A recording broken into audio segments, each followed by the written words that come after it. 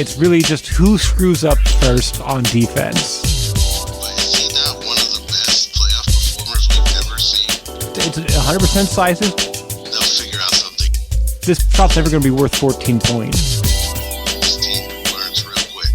And you can't both be Will Purdue. When has this ever worked? Welcome back to another exciting episode of Please Dunk Responsibly. I'm one of your co-hosts, Ben Rice from the Barley Me Podcast. With me, as always, my co-host, Phil Webster. Playoff mode is activated in Sacramento, where we reside, and it's pretty awesome right now. I mean, it was awesomer like 5 days ago. It was a lot more awesome. More awesomer. Yeah, it was a lot more. We were kind of caught up in the awesomeness and why the podcast didn't happen. We were partying all night, sleeping whenever we could, and here we are. Yeah, being reckless. In our pursuit of a playoff victory. Yep, playing with. And now we got that news from De'Aaron Fox. But he's playing now. We'll see. Yeah, we'll see. Breaking news. I'm sure everybody who's listening to this already knows, but De'Aaron Fox seems to have fractured his index finger at the tip somewhere. On his shooting hand. On his shooting hand, on his left hand, his shooting hand, and is doubtful as of Monday for a Wednesday game. I would think he's just going to tape that thing together. Oh, yeah. There's going to be a little tiny splint on there. Tape it up. Numb it up. Every drug known to man is going to be available. I was hoping we could talk to Sir Lance because I wanted his little video that he posted about giving his pinky or his index finger away and donating it. I think he and 18,000 or million other Kings fans would have been happy to do the same thing. Yeah, he's been playing outrageous. What is he averaging? 31 in the playoffs. I think it's 28-6 or something like that. But yeah, it's bonkers. But right now for his first playoff series, he's definitely elevated into him status, and he's that catalyst. And if he can't play it, it's not saying the Kings can't get it done because they're one of the deepest teams, if not the deepest team in the playoffs. It's going to be that much harder without De'Aaron being the catalyst and getting them started. Just the fear of him changes everything.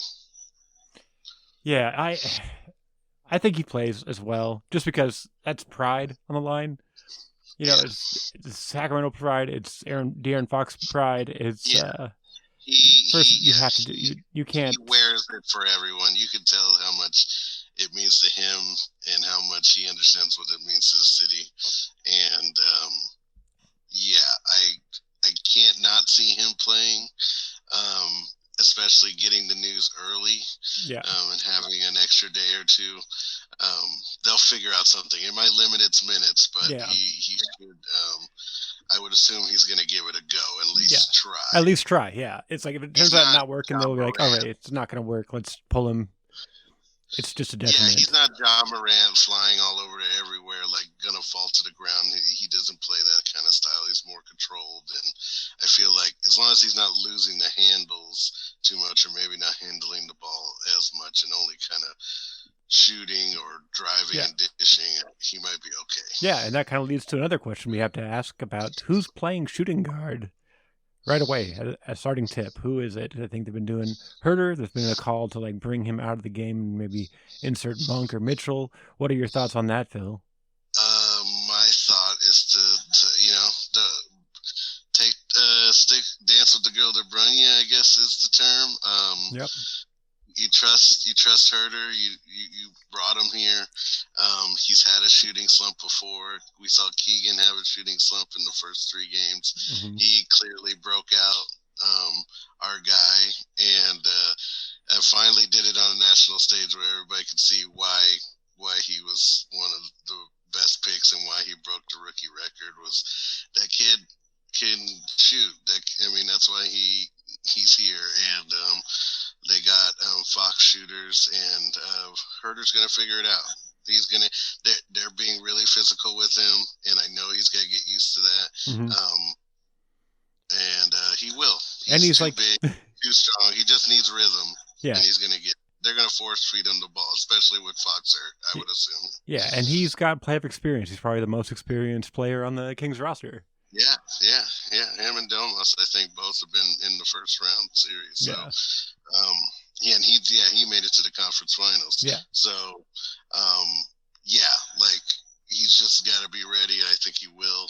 I think he helps that Keegan kind of went off. Maybe they'll take some heat off of him. Yeah. Maybe they use Keegan as a decoy to kind of start to get Herder going. And then, again, if you have the fear of both of them shooting, that'll set everything up. And our boy Domas, he's definitely got to get going. Yeah.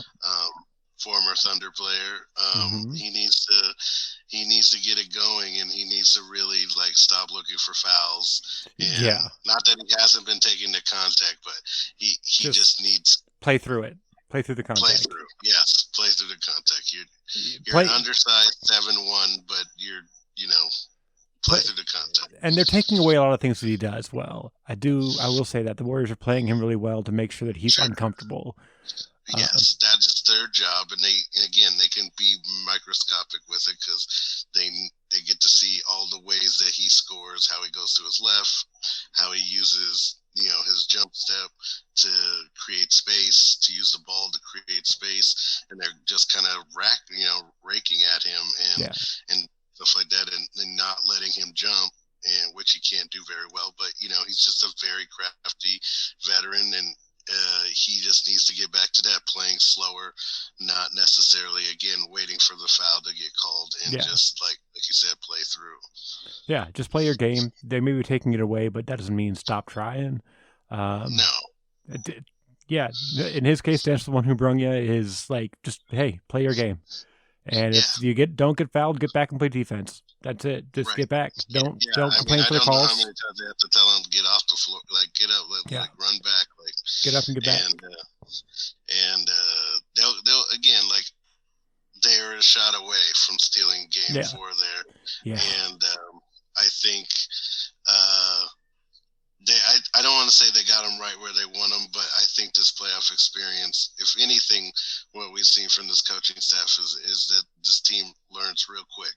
Yeah. And adjust quickly to get what they want. And the Golden State Warriors have to stay relentless too. They're older. They're going to have to chase these guys around. They're going to give up a lot of threes, a lot of scoring, and we just have to make our shots. Monk's got to play better. And again, we just have to get some defensive stops like we did in game 2. We got to make them make more errors. I think in the last one, the turnovers and stuff were low for both teams, and we just couldn't get that extra turnover that we needed. But oh yeah, and we're also a beer and basketball podcast. Beer and basketball podcast. And what are you drinking, Ben? I'm about to crack mine, but nice. Yours looks so lovely. Oh yeah. I'm drinking my first time ever having this brewery. It's Madewest Brewing Company out in Ventura, California. The Natural Intelligence West Coast IPA, 7.5%, made with Citra Cryo, Centennial Cryo, and Columbus Cryo from Yakima Chief. Oh, look! All right, it sounds tasty. It's all right. Look good. This is a little golden. Oh yeah, very clear West Coast. Definitely got that going for it. Yes, definitely our favorite style. Yeah. I just was enjoying. I'm about to probably crack another one. There's the Hen House Incredible Pale Ale that they had our rival here in our podcast versus brewery playoff challenge that they sent out to us for a 4-pack of their famous maybe Game 6 beer versus a 4-pack of our choosing from the winner of this playoff game. Yeah. Like the bean, yes, and they were going at it. There's a bike dog, by the way, for making a killer beer. It's in the stadium. It's at Golden One Arena. They have kegs of it, cans of it. it's definitely Sacramento's flagship beer for the Kings right now, and it's a pretty cool thing because they're a friend of the podcast, and we love to see it. So now of course it comes down to the last 3 games with us, and we kind of figured the series would. I know we didn't really get into the series on tape, but I think I talked to you about. I assumed that this was going to be a 6 or 7 game series. Yeah, I mean, there's no way it wasn't. We were going to win it. Yeah. The Kings have to win the worst way possible, and it has to be drawn out 7 game series. Probably the last buzzer is a buzzer beater or something like that to win it. Like that's the only way. Yeah. They exercise these demons, and of course it has to be against a defending champ. So yeah. Just one of the few dynasties that have existed in the last 15 years. It's fine. That's all we're going against. The only dynasty since they were in the playoffs last. Just that's what they got to go through first. Yeah. Sure, why not? Madness. And then also, I just wanted to shout out at Bike Dog, Sage Smith, probably the biggest Kings fan. He broke his thumb in solidarity. Oh yeah, his left thumb. So and being upset with Darren Fox, he just broke his thumb to sacrifice his own hand. Well, playing basketball, he's like, this is basketball. Yeah, definitely solidarity. Like, I need to know what this feels like, sympathy pains. And yes. So yeah, all the more reason to get that light the beam from Bike Dog, and also Sage, feel Purple better soon. Yeah, Purple Cast everything, doing great. Yeah, light the beam, Sage, light the beam. With your right hand, the one that works. But indeed. Yeah, this playoff series has been obscene. Like, it's just been so much fun. Entertaining. If I didn't have, my heart wasn't in it. Yeah, one of the most entertaining series. Yeah, in recent memory. And it was the highest rated basketball game of the year, Game 1. Yeah. They helped the weekend be the biggest weekend in NBA, like in the last 12 years or so, like as far as like opening weekend for NBA in first round. And yet we couldn't get national TV games till the very end. Oh no! Couldn't get articles until we were already wrapped up in the playoffs. Like maybe they'll make the playoffs. Like we just clinched, assholes. Like yeah. You could probably make the playoffs this year. Only took the coach of the year and the clutch player of the year. And being third seed in the playoffs. Yeah, and the first unanimous coach of the year. Whatever. It's right. No, it's fine. Yeah, that's all. We that's aren't. Now, no one's bitter here. No, now we'll have 10 to 12 games on national TV. No problem. ESPN's already. Everybody's got a beam. We got a commercial with the beam in it now. Yeah. In playoff mode for NBA. Now they're all bought in. It only took all year. Yeah, only took all year. How long did? No, something's gonna happen. They're gonna fade away. They're gonna not be. Then we don't have to worry about this beam thing. Yeah. Then they gave Lauri Markkanen the most improved player. Just like, remember the Jazz? We were all in the Jazz. We'll just make sure we don't forget about that. We'll give them an award real quick. Right. Just so it'll seem like we didn't know what we were talking about. All-Star. No. Yeah, exactly. Just shove that off there. Yeah. As he goes and does his Finlandian duty, right? Finlandian. Being part of their Finlandian duty, yes. To join the army there as a citizen of Finland. So I didn't even think he was that young, and now I know because I feel like he's been in the league like 6 years, and maybe he has.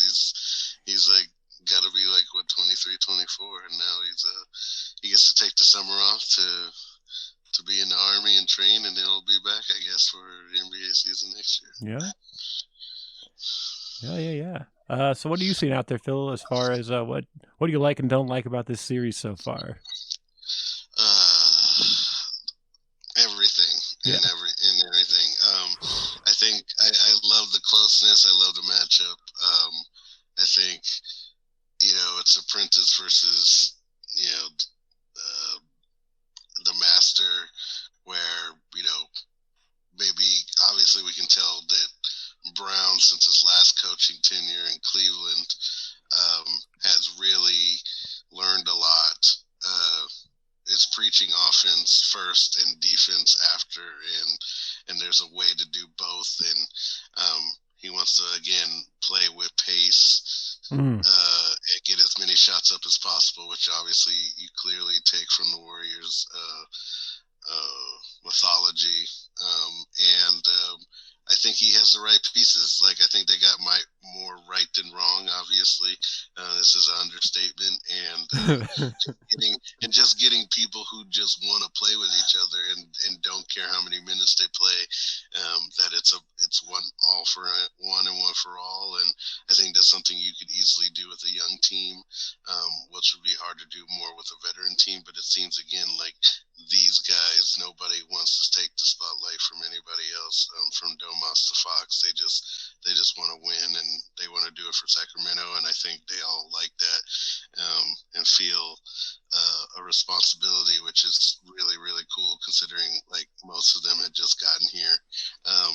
But there seemed to be like a thing that they thought was very attainable, and they got the job done. So I think, again, the worst Achilles heel is that it's also the Warriors. Yeah. The Warriors are probably the best size-wise for them, but they have obviously a ton more experience, and they've all played together so long. Forever. It's like the only thing, it's like literally the one thing that could kill them over time is that they've just done it before so many times. And Steve Kerr's so great about making changes throughout the series. Yes.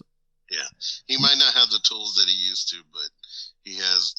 There's no, Iguodala walking through that door. Yeah. Or Barbosa walking through that door, but he can get enough from Steph. He can get enough from these other guys to make it very, very hard on us. And again, Steph is being renaissance. In that last game, I could have swore he had 50, as much as he was just, everything was going in for him. Yeah. I couldn't believe that Fox outscored him. Like, I just felt like Curry was scoring like hundreds of points, which is not fair. And they were playing great defense on him too. You had Davion Mitchell. Yeah. He could not be more inside his skin. But it's Steph Curry, and Steph Curry's going to Steph Curry, and that's like the worst part. I think it's the fact that they haven't been demoralized by it. I think is what's important, that they haven't fallen because of that. No. And again, they've been in every game. All games have been close besides one. The one that they had to win, that they used the Draymond Green ejection and everything to fuel them, and suspension to fuel them. So the Kings are right there. We just know the history, and the history is looming on us. But if you told me we had 3 games to win the series, we take it. We take it. So that's just the mentality fans have to have, and you hope that Fox will figure it out, and you got to hope that the staff will come up with something to get Herter going, and keep Murray going, and then it takes just less off Fox, and we get back to playing the basketball that got us here in the first place. So. It's really kind of crazy. It's 2-2 when you think about it, because Herter's been missing, Murray's been missing, Domas has been playing not that great, Malik's been inefficient and come and go, and yet it's 2-2. It's 2-2. Yeah, Malik had one really good game in game 1 where him and Fox both went off. 2, we got good late from Fox, and the Warriors kind of faltered after the ejection, and then and then of course they run into a buzzsaw in game 3, and then game 4 they're a shot away from being 3-1. I think game 3 they got down early, and they started playing that version of basketball where you just take whatever shot's open, even though it's not a good shot, because you think you're going to get all the points back at once. It's that's not how it works. It's methodical. This shot's never going to be worth 14 points. Yeah, it's open, but it's not a good shot. But they were taking those kinds of shots a lot. But they were also having other things that they were doing well before taken away. If Monk drove to the basket, they were making sure that they swarmed him so that he couldn't get a comfortable shot off, because he wasn't really passing out of those situations in the first 2 games. They took away Domas' left, and they also made it impossible for him to move right. And basically they just hoped... Taking away all the cuts on the inside. Yeah, everything that they'd been giving up. Just clogging the lanes and just betting on us to make threes. Yeah, they were counting that Domas wouldn't take a shot from the elbow, which he didn't. They were counting on De'Aaron Fox not keeping a hot hand from mid-range and deep, and he didn't. And it worked out. But then they started making their shots again in Game 4, and now we got what we got. So, and then they just missed a couple big layups down the stretch. Keegan missed one, Domas missed two, and then they led the baskets the other way, and it was just I'd be mad about the defense failing us, but it's been doing it all year. It's really just like the fact is, it's just they're playing to score. This is again what they're way ahead of schedule. Yeah. I know they're missing a couple pieces of what they really want to do. They have a couple of young guys that aren't even playing. Kata and whatnot. That obviously they still need some work. They're bringing in Alex Lynn when they can. It seems they're not even putting him on Looney, which is very surprising early on. But it seems like they're just kind of switching him from Domas. Domas has stayed out of foul trouble, surprisingly enough. It has not been a one-way street. I felt like they've called it pretty evenly all the games. I think the first game they didn't really call any fouls. I thought the second game was very foul heavy. Very foul heavy. And then the third game wasn't very foul heavy. Yeah, because we may have just we did what we had to do. We suspended the guy. Everybody knows to calm it down. Because it was getting super chippy game too. There were so many fouls. It was madness, which is a running theme in the playoffs. That's the Warriors thing to do, right? It's like that's the playoff. That's what veterans do. Is then they no easy baskets. No easy baskets. We all know. No, we're gonna hip check you. We're gonna take the foul. But we're gonna double foul you, right? We're gonna make it hurt. Yeah, and we're gonna make sure that shot doesn't go. If you're shooting, you're not gonna make that shot. You're not gonna nan one.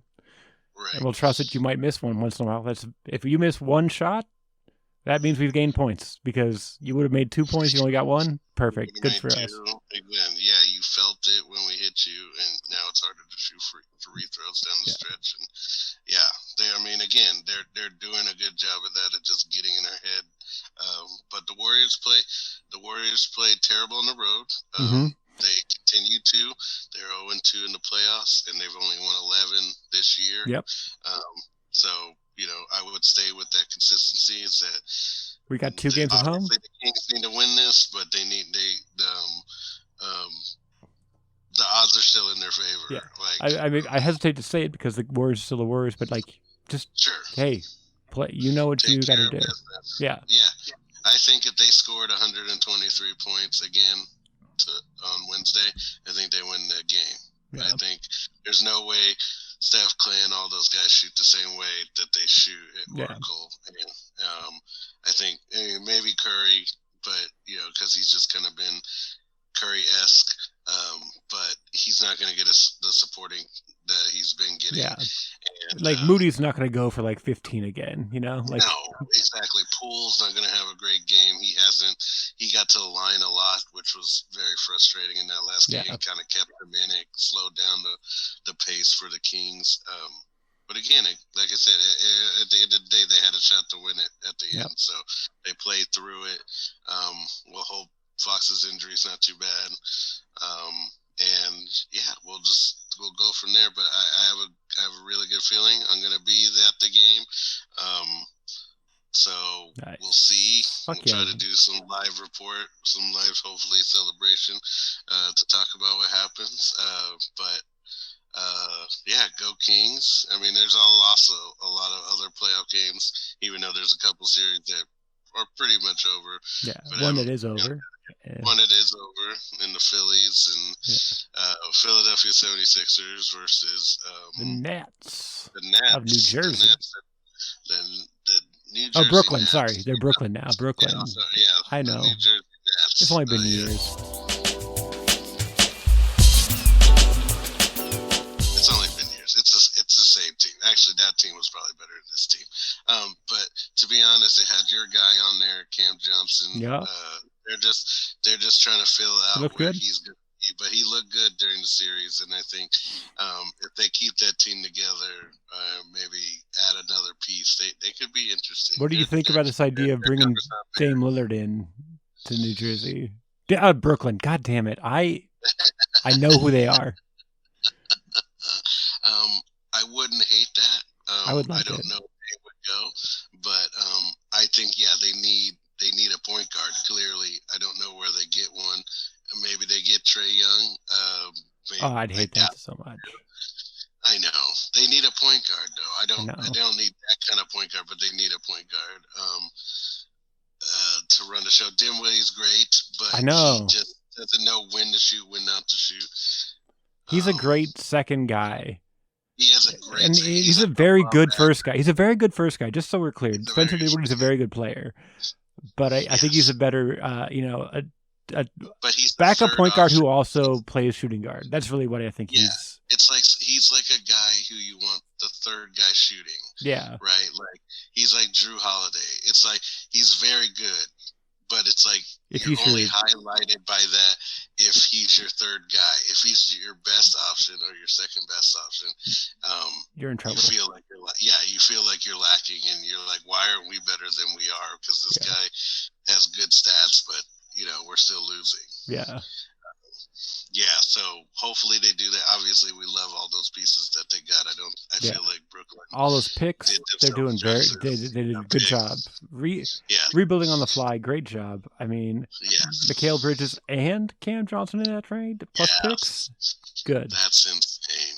Plus, I mean, it was for Kevin Durant. To be fair, it was for Kevin Durant. I get it, but but it didn't hamstring either franchise. Yeah. I think that they got, again, like you said, two really good pieces to build around in Cam Johnson and Mikal Bridges, and they just need to get a real good starting point guard, and then they might be doing some noise, especially in the East. They'll be in the business in the talks next year. But they're gone fishing, as TNT would say. And then we got.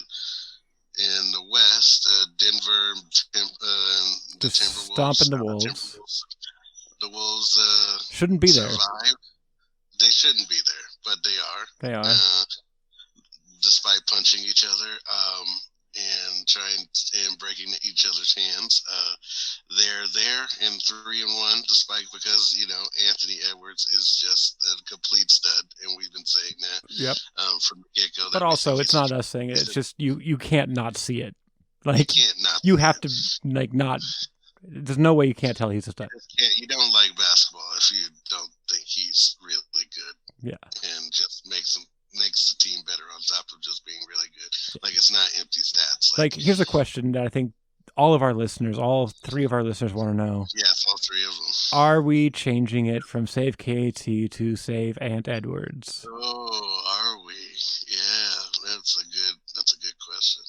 Because I think it's too early. I think you should. I think it's too early. I still think Cat in a heartbeat in Sacramento. Oh my God! Right? I'm like, but he's still like the team's treating. Are they treating him right, or was it just they happened to get in the playoffs? I think it's subtraction by addition for them, right? It was. We said, "What Bad do you trade. do with Gobert?" And they were like, "Oh, we'll do Twin Tower." And I think I made the reference to Boogie Cousins and Anthony Davis, where it's harder than it looks. Yeah. It's like, it's not that easy just because you can have two guys dominate who could get 50 points at a time. It's a lot harder when they have to do it on the same team. Like, it's not that And it's easy. harder when one of them only has like two skill sets. Yes, and one's not good at passing. Yeah. And the other one's good at defense, and the other one's not good at defense. Like, they don't. It's hard to be a Tim Duncan, David Robinson situation where they're both really good at things. Yeah, and you can't both be Will Purdue, Like No. It's tough. I think the trade. I don't know what you do with Gobert. I thought that Gobert was kind of got wronged a little bit when I first thought about the whole Donovan Mitchell and how everything went down. And now I think they're just both terrible people. Like, I think he's not wrong. Donovan Mitchell wasn't wrong that Gobert's probably a fucking French asshole. Yeah. And thinks he's way better than he actually is. And I think Donovan Mitchell is also smelling his own stink, thinking like he's roses. He's just too much for his own good, and they both were wrong, and I think both teams are punishing other players or their other respective teams now by the way that they play, and clearly aren't team players. At least it hasn't shown a whole lot yet. Obviously, it seems like Cleveland is still not, it's not imploding yet. Right. Well, because they need what he offers, and they can make up for what he lacks. And I think that good Lord, the Wolves don't have that. Before we get into Cleveland, New York, okay. But they, Minnesota did win Game 4, and so they survive at least for one more game in Denver, and Denver's probably going to close them out with Michael Porter Jr., who I thought should be on the Kings. And I knew you were going to bring it up at some point. He should be. He should not. Marvin Bagley, but then maybe I don't have Herter, Yeah, I mean, it all, like, if you start playing that game, you start rolling that string out, it just becomes a mess. Then we don't have Keegan, then we don't have a lot of other things that I like.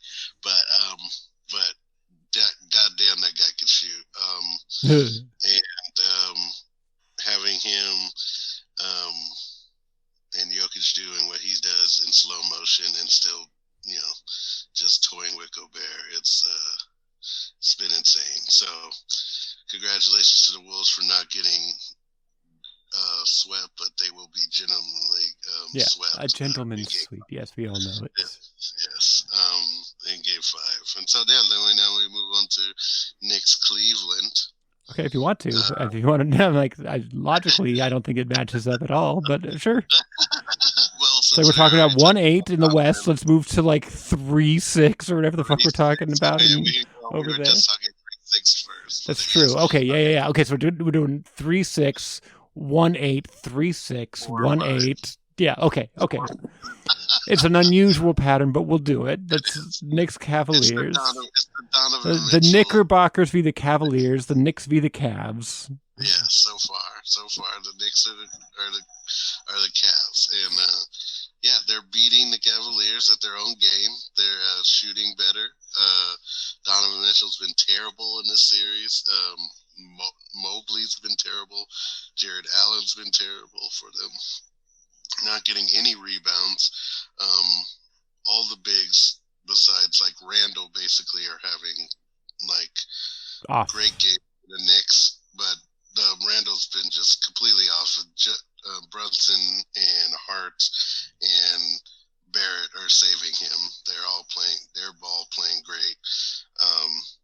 J.R. Barrett is having R.J. Barrett, please. Or R.J. Sorry. Well, I knew that. Who killed R.J.?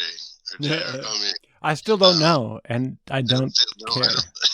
I don't either, and I was 5. And that's for no listeners. None of them has any idea what we're talking about. Yeah. That's funny.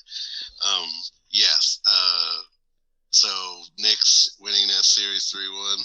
Do you think Cavs can come back, or you think it's? I think the Cavs can come back just because of who they are defensively, and they do have pieces. And Jalen Brunson is undersized. They can pick on him, but I think they just had struggles. But I mean, I haven't watched enough Knicks basketball to really know what their team is. It's Tom Thibodeau obviously leading them. I just feel like I know more about the Cavs than I know about the Knicks, and I don't trust. That's what I thought. I don't trust that their big names have it in them. I don't trust Julius Randle in the playoffs, right? I don't Sure. I trust Jalen Brunson as a bench player in the playoffs because that makes sense. But as a starter with his size, and yeah, it's sizist. It's 100% sizist. I'll totally admit it. It's, but we've seen short guys do great. So I'm just going to say a name like Isaiah Thomas, and then also Isaiah Thomas have done great things in the playoffs. That maybe don't have the deep. Well, I guess the one Isaiah Thomas was a pretty good defender, but I don't trust the players on New York as much as I trust the system in Cleveland, I guess is really what it is. Yes, I agree with you. I don't trust the Knicks as an organization as much as I trust the Cavs, which is weird. But their Cavs have been playing horrible, and I don't know if it's getting out coached. I don't know what's happening, but Jalen Brunson's getting his shots off, and Davion Mitchell isn't. And Garland is having trouble on Cleveland. Everybody really on Cleveland is struggling offensively. They had one of the worst outputs in Game 3, barely scoring any points. I think just under 90 points in the entire game, the lowest total for the season. And yeah, I mean, I don't know. I think the Knicks win this series.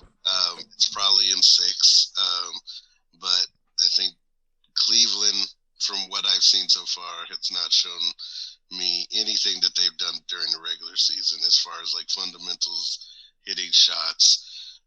They're shooting a ton of threes and breaking them all home and away. And I think, I feel like they're in trouble because defensively, I feel like they should be better with Mobley and Allen. And they're not. Like RJ Barrett is getting to the hoop whenever he wants. It seems like Brunson's getting his mid-range off. Nobody's having a problem. And despite Julius Randle's struggles, everybody else is scoring on the Knicks. And so they're just out. Their bigs are outplaying Cleveland's bigs as far as defense goes. And they're just letting Jalen Brunson do what he wants down the stretch. And they've been winning games. Yeah. So I'm taking Knicks in 6. Yeah, it's a hard one to pick. I mean, obviously, the Knicks have the edge right now. It's if it goes the other way, I understand it entirely. Would you I would not. I would not be surprised they lose in 7. At all. Both of these teams again have not. I wouldn't put any faith in them getting past this round. If they could both lose, we would be like, yeah, absolutely. Yeah, that's what's going to happen. But unfortunately, someone does have to win. So. Somebody does, yes. And with that being said, we'll get to the game that you wanted to talk about. Miami and the 1-8. The 1-8 in the Eastern Conference. What is going on in that? I mean, you take a team that was unhealthy that gets the 8th seed, and they're healthy. Lightning strikes. No, exactly. Well, I mean, they both have freak injuries. Yeah. 2 freak injuries. Oladipo going down and who else went down for Miami? Their shooter. Oh yeah, the one that's worth the money, Hero. Yeah, Tyler Hero broke his hand. Yeah, they've had some talent injuries. I thought there's no way again Jimmy Butler can do what he did in the bubble and just carry this team with his physical abilities. And what has he done? Exactly that. Yeah. Scoring like a game high, 56 tonight? 56, yeah.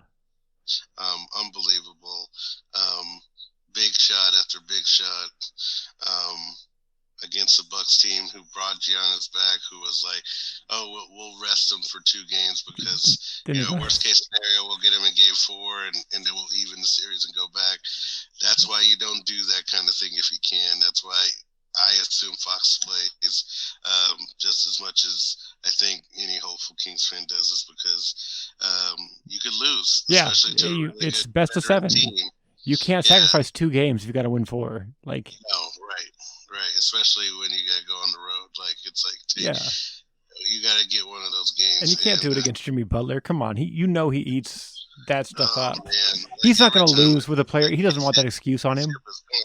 And then he's back to next game. And I don't know what things they're pumping into his body to make him work. But good Lord. I mean, I think I was going to tell you this. I was like, I mean, there's big playoff performers. But is he not one of the best playoff performers we've ever seen? Like, I don't know anybody else who shows up like this. Yeah, I don't see somebody who scores like 18 a game in the regular season and goes for like 29 a game in the playoffs over and over again.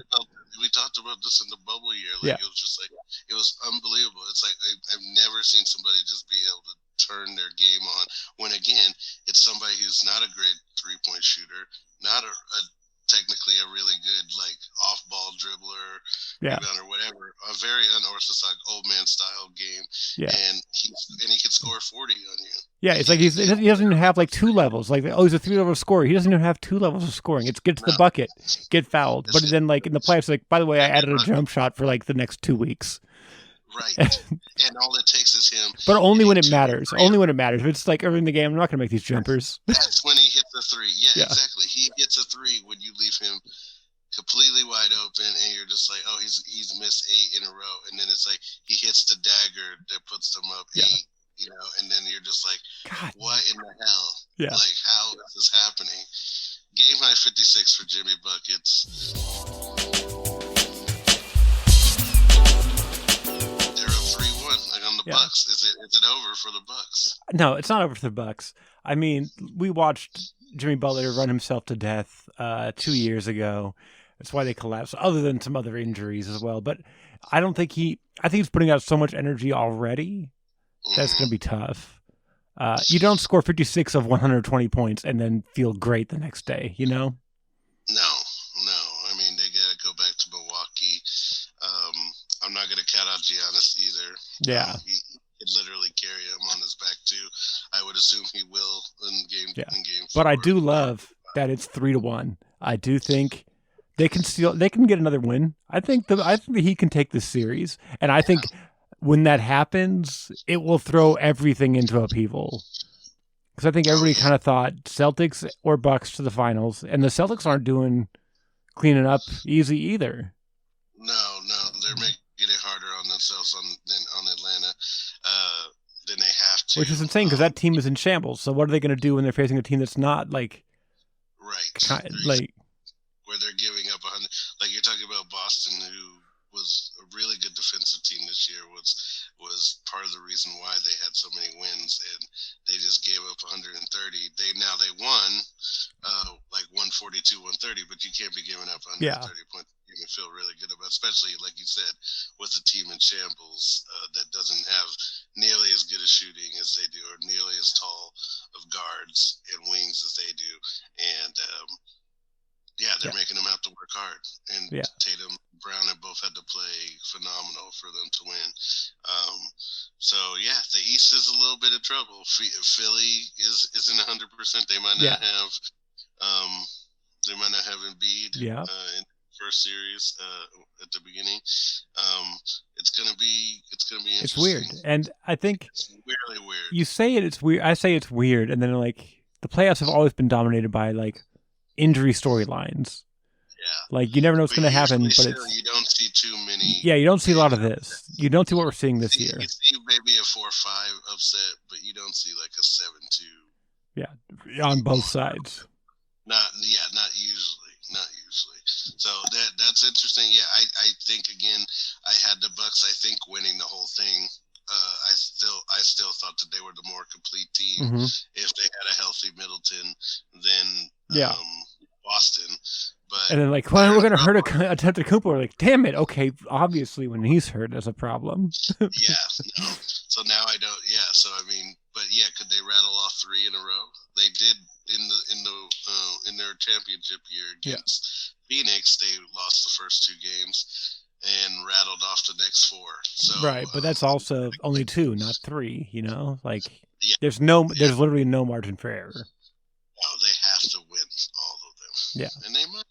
And they might. Again, another one where we would not be surprised by it, where it becomes a non-storyline that they beat an 8 seed. Yeah. But at the same time, you're giving Jimmy Butler 3 outs to get a hit. Like, that's all he does. Like, for him to lock you down and drag you into the paint and just hit. 35 and 12 or something like that. Yeah. I mean, it could happen. And it'll be interesting to see. I think the worst part for the Bucks that when Jimmy's just getting buckets like that, when he's getting shots, when he's getting to the line, is that it frees up Adebayo on the defensive end and there's less pressure on him on the offensive end. Because I think Adebayo over the years has been kind of nailed for underperforming in the playoffs. But I think when you take the pressure off of him on the offensive side, he plays better defense, which helps them win. So that's what they need more than they need more than that because they need more defense from him. But I think people are upset with how athletic he is and how he's kind of like a smaller but chunky, more muscular AD, and they feel like, oh, he should be AD. Like, but he's not. 30 points a game, but he's just not. That's not he who he had is. A really good year where he did that one time, and then I think. Yeah, his calling card is defense, and then if the other stuff comes, great. Yeah, I think his that's not the guy that you're like, okay, I'm passing it to you.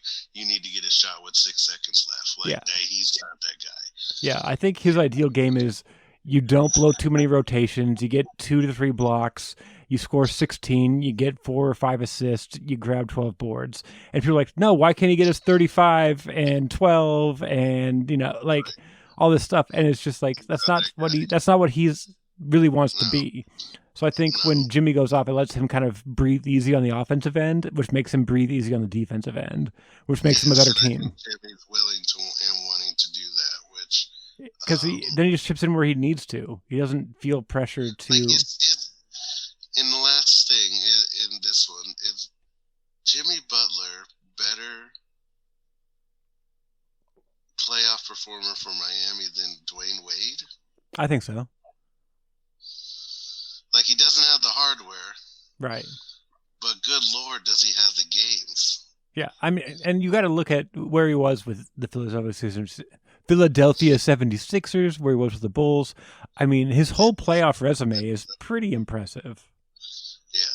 No, and he's usually the best player in the playoffs. Yeah. Again, like you said, after he averages 14 to 18 during the season, he scores 30 his average in the playoffs has to be so high and so dramatically different. I wish we had that kind of stuff if we had a correct stats. If only we would Google things while we're talking. But who can talk and Google at the same time? Not us. No. All these other podcasts, they have somebody doing that Googling. They send the link over. You click it. You just read the thing. We don't do that here. No, we don't. They have a producer looking up stuff while we're talking. Some players are mechanical and some just play natural. They just feel the game. We feel the game of the podcast. You understand? You look up the stats and then we get in the flow. We understand what's happening in the flow. We don't have to worry about the technical. The game just comes so natural to us. We make you guys text us in their DMs and tell us what we need to talk about or what actually is true or factual. Sorry, Phil. We do not have DMs. We have GMs. You slide into our GMs. Yeah, slide in our GMs. Sorry, not DMs. It's okay. We haven't used that tagline in 2 years. But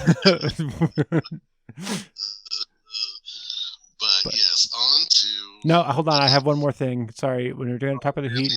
I mean, also got to talk about Kyle Lowry and his playoff performance stuff. I mean, they're just gamers. They're just gamers.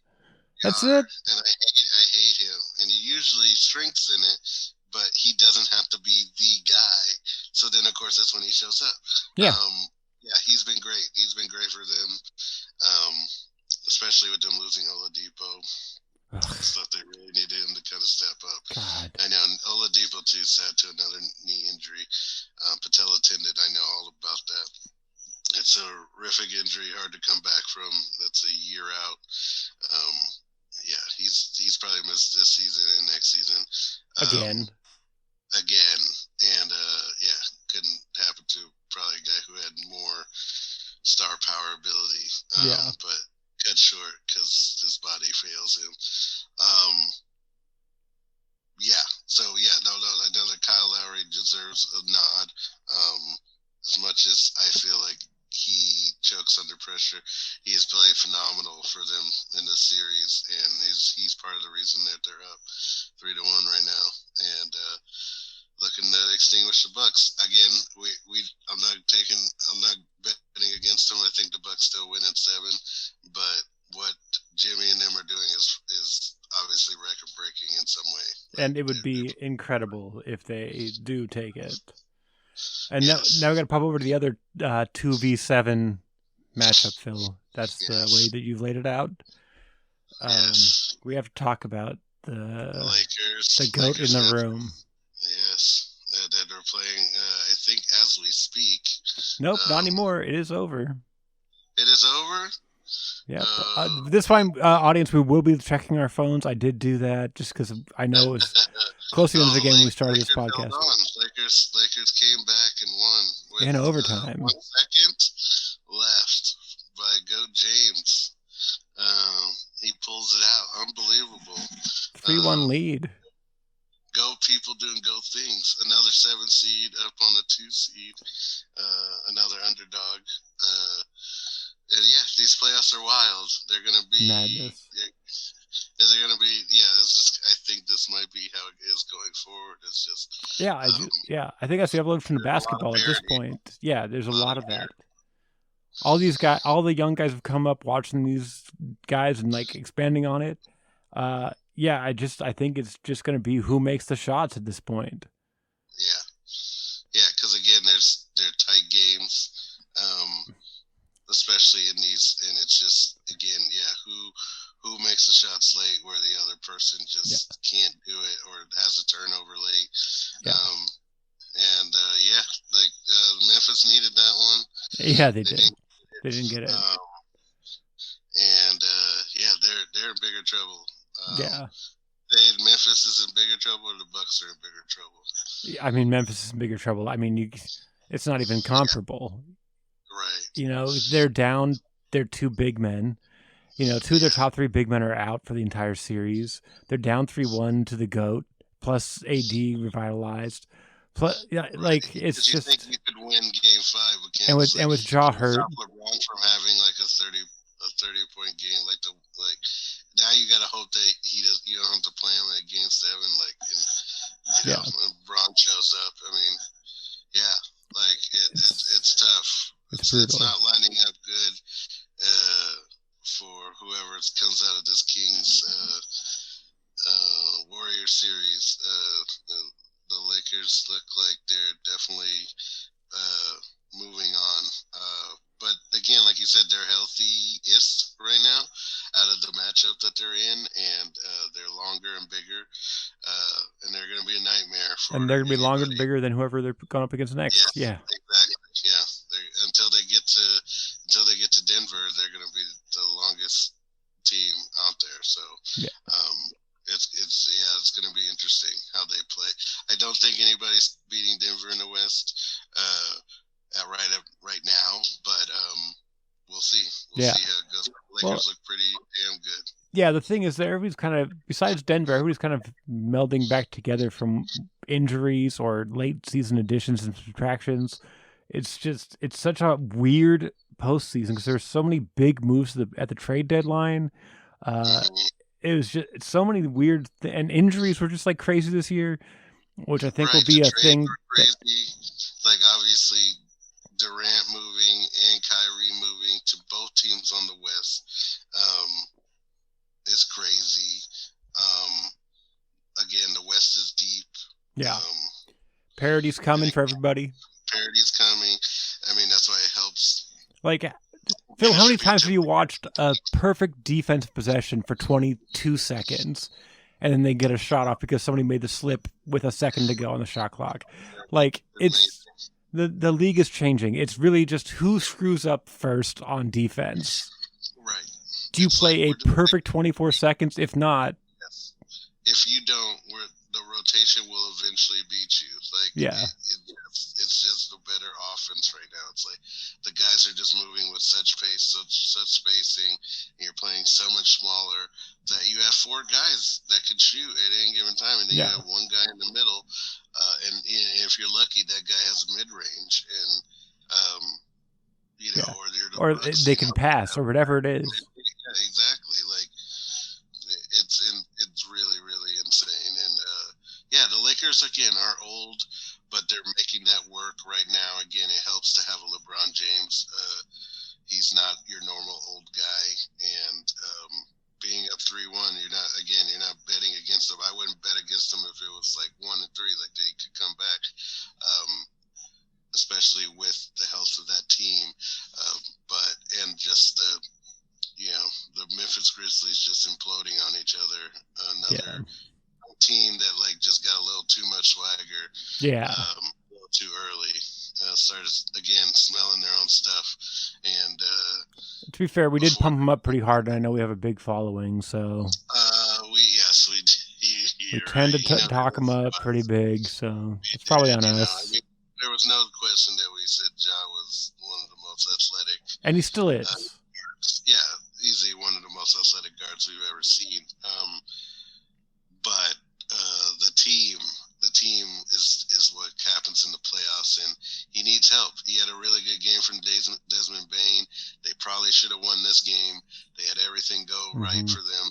And again, LeBron is just he's the factor that will, sway something that's an even game. I love. It's like, what's the X factor for this series? Oh, LeBron James is the X factor. Deep analysis from Phil Webster. I'm ignoring anything. I'm going to ask all these questions and put it all on Phil so I can ignore any responsibility for things we say. That's what I've been doing this entire episode. I like that. Full disclosure, I think I should say this as a podcaster in the basketball realm. I did miss all of Kings Warriors Game 4. Get out of here. You did. Because I thought it was 3:30 Pacific that it started. And so from noon to 3, I just napped. I told that story to 4 people, and all the response was the entire game. And I was like, that must have been one hell of a nap. It was great. Thank you. I'm so tired still. It was totally worth it. It was totally worth it. There's the problem. It was totally worth it. Because I just watched highlights. I watched the highlights like, damn, we could have won that. And then I also thought to myself, man, what is up with these Warriors not knowing how many...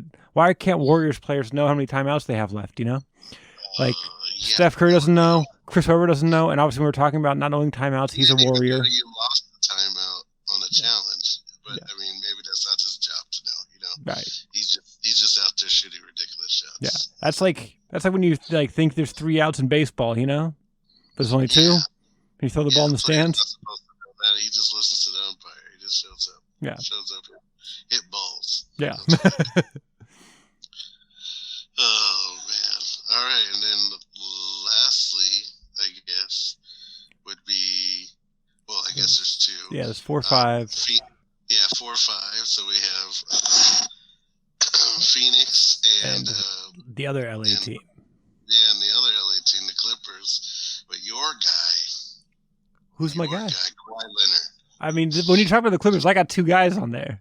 Yeah, you got 2 guys on the Clippers. For the listeners. Neither one of them are big IPAs, but that's right. I got a milkshake IPA and I got a real double IPA over there.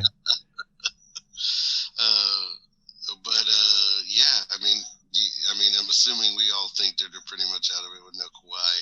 Oh yeah. Kawhi did show obviously dominant he could be against Durant, facing him face up, not having a problem dunking on him, not having a problem stealing the ball, and then immediately hurts himself and to the point where he cannot play longer in the series and might be done for the season. Very sad. We assume Phoenix will move on. Devin Booker's good, just so you guys know. What? I'll be making a shirt. He is good. 5 points a game. And I think him and Durant are starting to find their rhythm together when to take over. And they're going to be a scary team. Yeah. But they have to play. They're going to have to play Denver out of the stretch, and one of those teams is going to lose. Yeah. And the Lakers are going to miss both of those teams. Oh, God.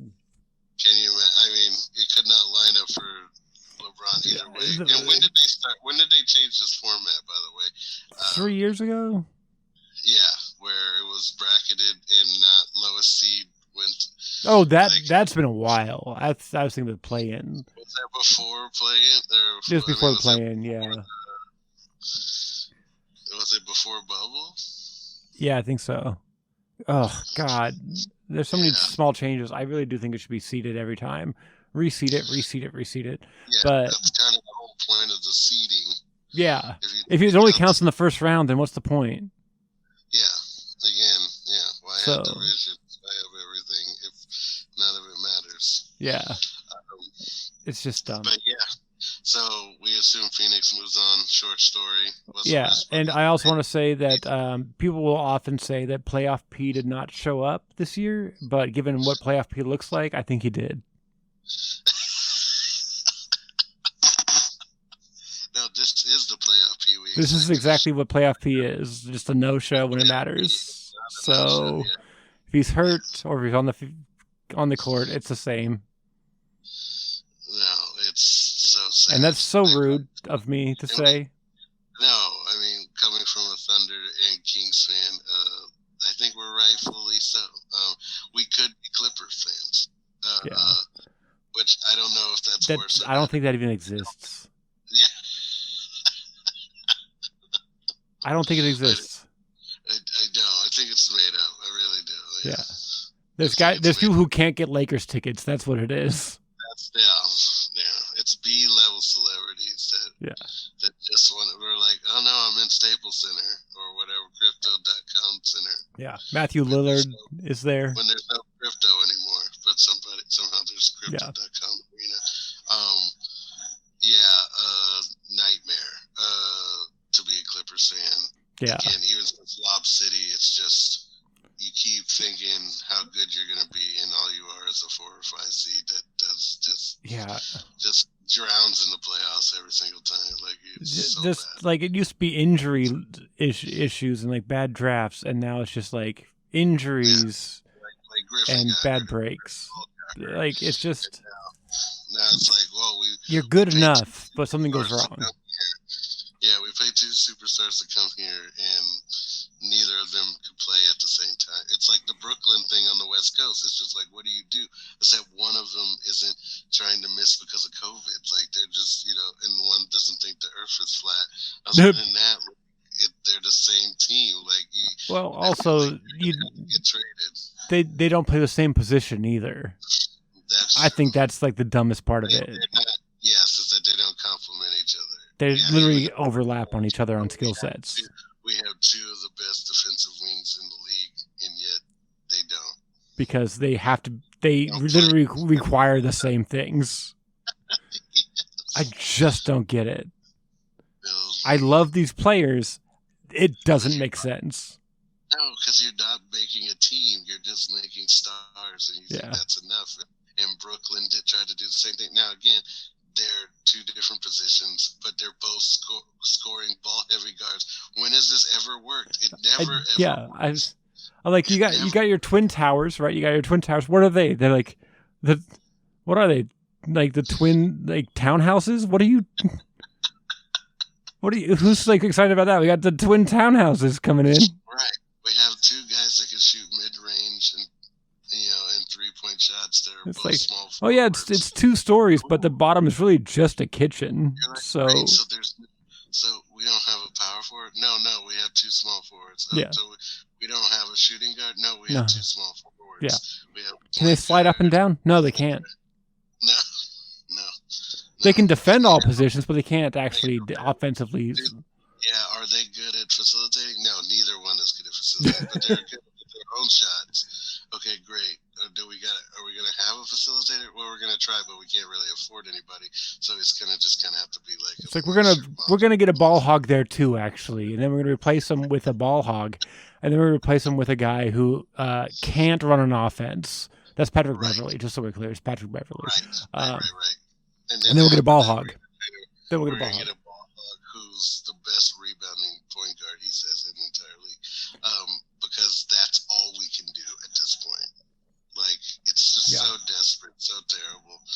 I've never been so happy to be a Kings fan, not a Clipper fan, and quite a long time. Because you can see the building, you can see what they're trying to do, and again, the Clippers don't work, and it's disastrous in how it's not working. The same thing with the only thing that might be worse was Brooklyn, and I don't know. It's very close to Clippers being the worst put together team.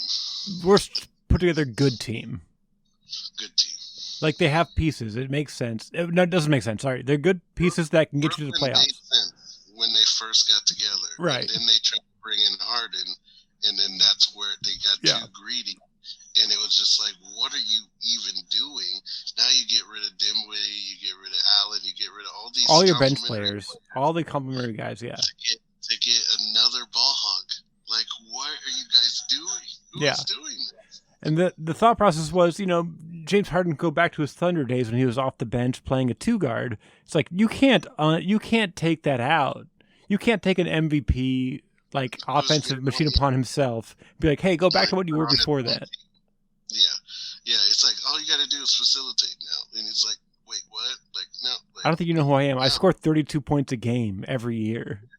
Yes. What are you talking about? Or I don't feel like I'm in the game. Like, it's terrible. But yeah, so they're in trouble. They're probably out of it. Yeah. So we're seeing basically a Nugget Sun series, which will be fun. It should be fun. I will watch that series. I will watch Porter v. Durant, Ayton v. Jokic, Murray v. Paul. That sounds fun to me. Yes, I agree.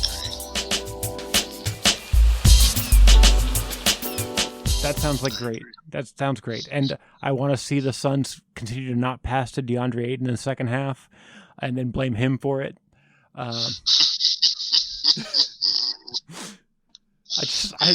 I'll never get over it because they still have not figured that out, that it's their fault, that he's not doing his best. Well, that's just what they're going to live with. They're never going to blame him for that.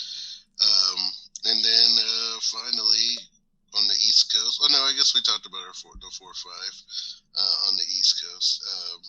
So yeah, I think that's all. So who's 4-5 on the East Coast? I've already forgotten. That was Knicks, Cleveland. Oh yeah, okay, great. Yeah, we did do that. Great. We've talked about it all. So we talked about it all. We did pretty good there. I think we did. Look at us. We made it through all of it in decent time frames as we do, because we're professionals. Yeah, that's what we do. And as professionals, we're here every week doing a new episode. Doing our jobs. We've definitely never been like, let's talk in an hour and then like ignored our phones for 5 hours. And close our eyes and never come Yeah, definitely have not done that. I've not received any 3 a.m. text from Phil, nor has he received any from me. No, neither. Apologizing for missing an episode. Jesus, we are wrecks.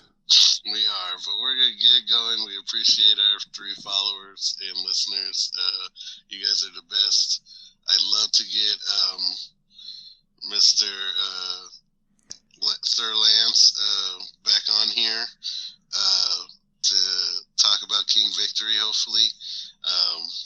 And at least talk about Game 6 or Game 7 if we can. Right. We'll do our best with that. But this is a good wrap-up. I mean, so I guess as we finish up here with predictions, so who do we have coming out of the East and who do you have coming out of the West right now based on everything that you know? So in the finals, is that what we're talking? Just who's going to make the finals?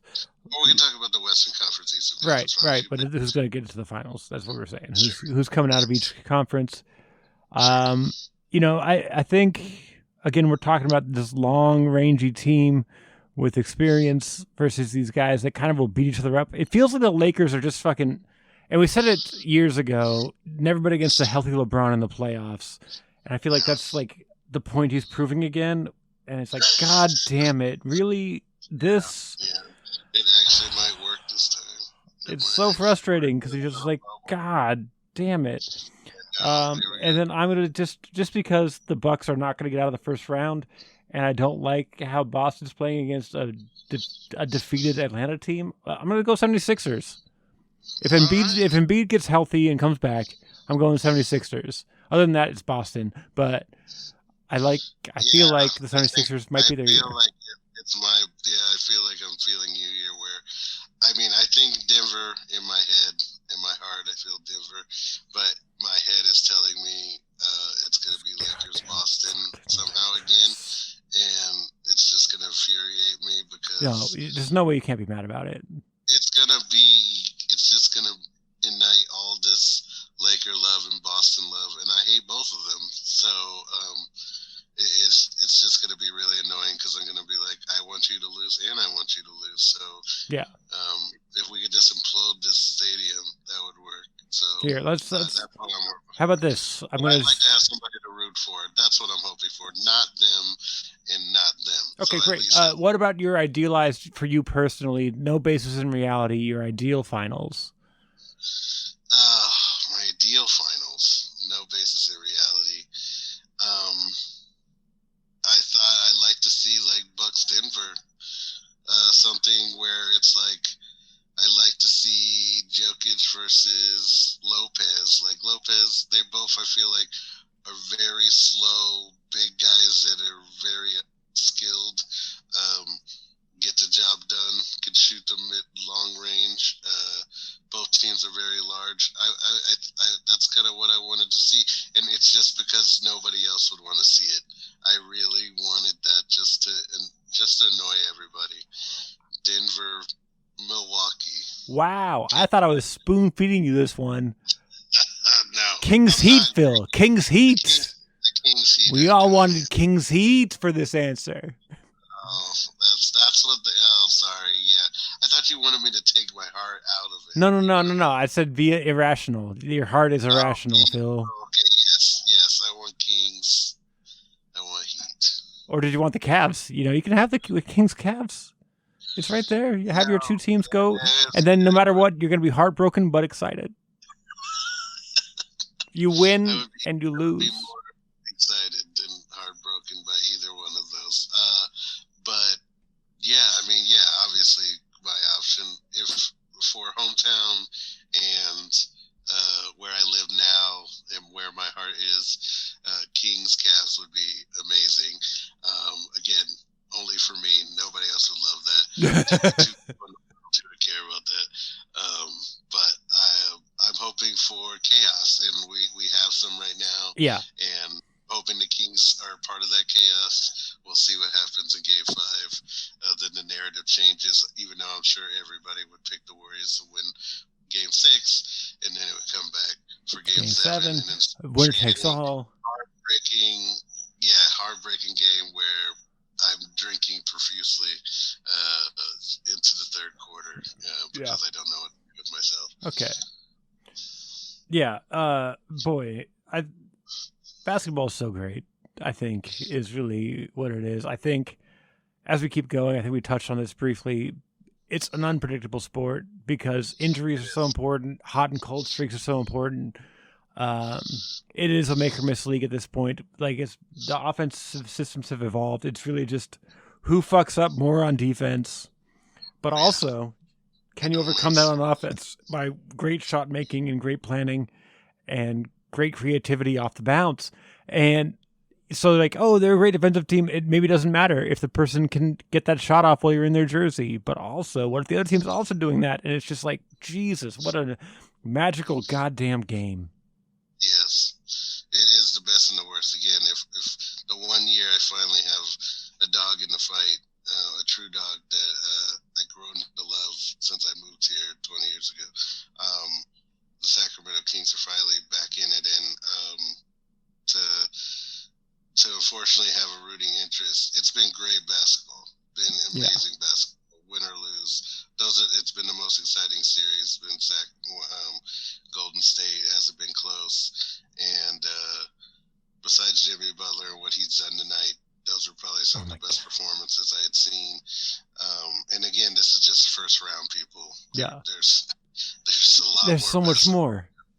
There's so much more basketball. Yeah, and it's like, and you guys, we're just getting a treat, and people just need to understand that this doesn't happen.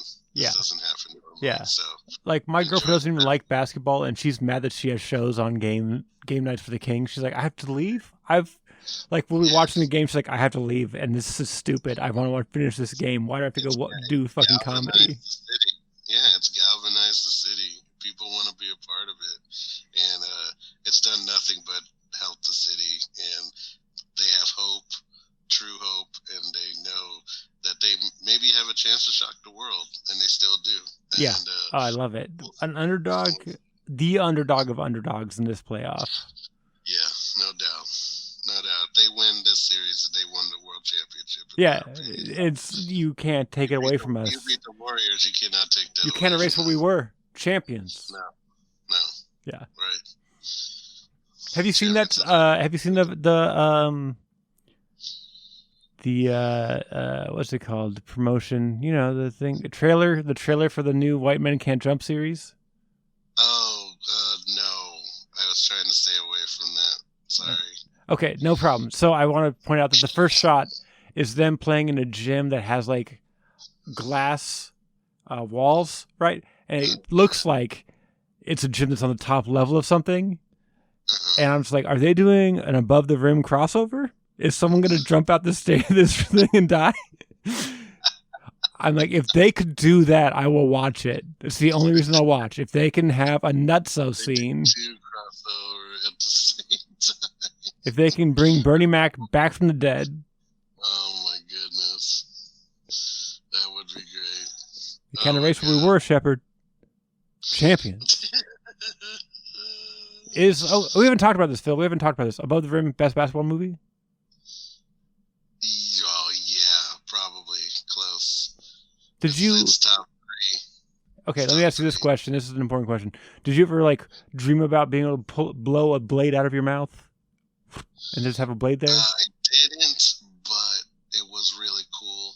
I would say White Men Can't Jump for me may be the best basketball movie I ever said.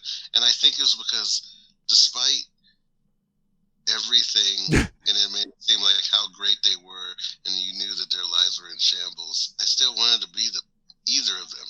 Okay. I still wanted to be either of those guys as a 10-year-old man, 12-year-old man. Yeah. But we also got to talk about Blue Chips. Blue Chips. Great film. Hoosiers. Teen Wolf. Yeah. Probably the best sports. It makes the best sports movie. Because most football movies suck. Right. Oh, yeah. It's not real football. Yeah. Right. The closest you come is Any Given Sunday, which, to be fair, is great. Right. That was great. But it was more about the drama within, which made it so good because it was very gritty and people got into real fights. Yeah. That was amazing. It was amazing. Willie Beeman. Yeah. Light the Beeman. I like the Beeman. And on that note. Great. Thank you. Great. Well, let me go on my tangents, Phil. I've done nothing all podcast. No, yes, you set me up here to try and just make fun of me the whole time, like Tony Kornheiser. It's been great. But we did it. We got a podcast. I think it was good. We talked about all the things, who we see coming out of it. There's still a ton of basketball to go. Yeah. We're hoping Kings go 7, maybe 6. 6 would be dope. I would love to take them down at home or away. Oh, that'd be... Fuck you. Yeah. That'd be the nicest fuck you. That would even be a bigger to the Warrior fans. Yeah, it would just be like, wait, what? Yeah, like they wouldn't know what to do with themselves. Oh, you think we want to do this in front of our home fans? No, we're taking it from you on the floor you've won championships on. We're taking it from you in the first round. Yeah. The only team to beat them on their home floor since Boston did it, I guess, in the finals. Yeah. That would be awesome. Yeah. That would be awesome. All right. How do we leave this thing? I never remember. Phil, the episode's over. You know, hold on. I have to say I did drink a second beer on the podcast. Did you even drink one beer, Phil? I did not get to my beer. No, I did not. This is like unprecedented. All right. Well, I drank one for you. Great. Tilted Mash, the red placement, red lager, delicious. Love it so much. It's like 5.2. It's so nice. Yeah. It's a little malty, a little hoppy. It's like a perfect easy drinking beer. Where's this ABV? God damn it! Doesn't matter. The point is, I drank a second beer. Yeah, it was good, and it was good. It was 5.2. I was right the whole time. Good. Yeah, that's exactly what I was gonna say. 5.2 or 5.3. Yes. No. Everybody support your local breweries. Keep doing that. Everything's good out there. We just been hosting some awards not too long ago. I know we've had one podcast since then, but we didn't really talk about that. But yeah, we're doing. Ben's doing really good things. He's being very busy and neglecting me, and he's very tired, man, and I appreciate it. The work that he does. And we'll again always try to do more of these. We missed it. Another one before the playoffs are over. Yeah. I also had dental surgery where I couldn't drink alcohol, so it wasn't fun to do a beer podcast where I couldn't drink alcohol. He could have drank alcohol, but he had to take medication. Yeah. Medication was more important. Long-term health is more important than a podcast. Right. Sorry, I said it. And I would like to actually hear you talking that. Oh yeah, I also could. Jesus, I can barely talk some days. All right. This has been Please Dunk Responsibly. I've been your co-host, Ben Rice. You can find me across social media at Barley and Me Pod, barleyandmepod.com to keep tabs on this podcast, Barley and Me, my comedy shows I run, all that stuff. Phil, where can they find you? They can find me on Twitter as Peter Parkour, on Facebook. They can find our IG at Please Dunk Responsibly. Follow us for, updates, watch party stuff that's going on with the Kings, obviously stuff that's going on with Ben and podcasts and other comedy events that are coming around. So follow us for all the good stuff. We do have a Twitter at PlizDunkPod, PLZ Dunkpod. It exists. It does. It's basically just a duplicate of our Instagram. So yes, it's working hard. It's double time. Yeah, it's doing double time. Yeah, it doesn't have a blue check mark. Don't get us started. Yeah, we're not paying money for that stuff. We don't make enough money to be paying for check marks. I don't need to be official on anything. No, we don't. We're having fun. We're the realest of the real, and everybody that listens knows it. Yes, that's right.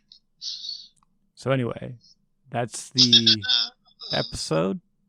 Yes. So and your name is Ben Rice, and I'm Phil Webster, reminding you to please dunk responsibly. We're the dumbest people, and we'll never know what we're doing. We'll never know. It works. People listen. 4 of them do. 4. But, Sometimes 6. One time we got like 18 people. That's awesome.